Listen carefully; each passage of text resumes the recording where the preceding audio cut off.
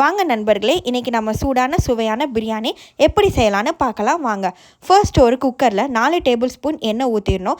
எண்ணெய் சூடானதுக்கப்புறம் நம்ம பிச்சு வச்சுருந்த லவங்கம், பட்டை, ஸ்டார் எல்லாமே போட்டு எண்ணெயில் நல்லா வதக்கணும்.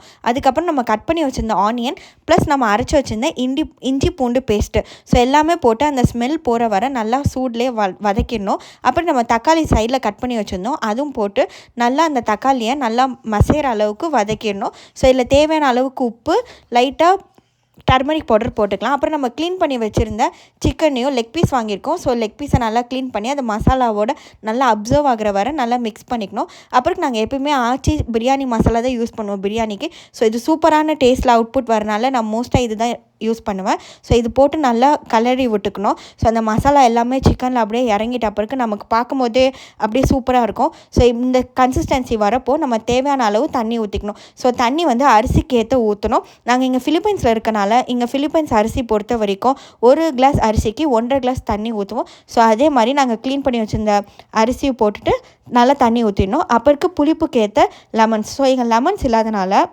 கலாமன்சி யூஸ் பண்ணுறோம் இந்த புளிப்புக்காக.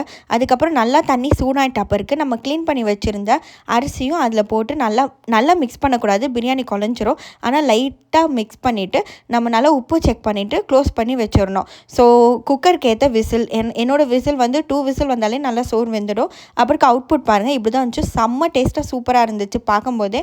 ஸோ சாப்பிடலான்னு சொல்லிட்டு பக்கத்தில் இந்த வாழை இலை பிச்சுட்டு வந்தாச்சு.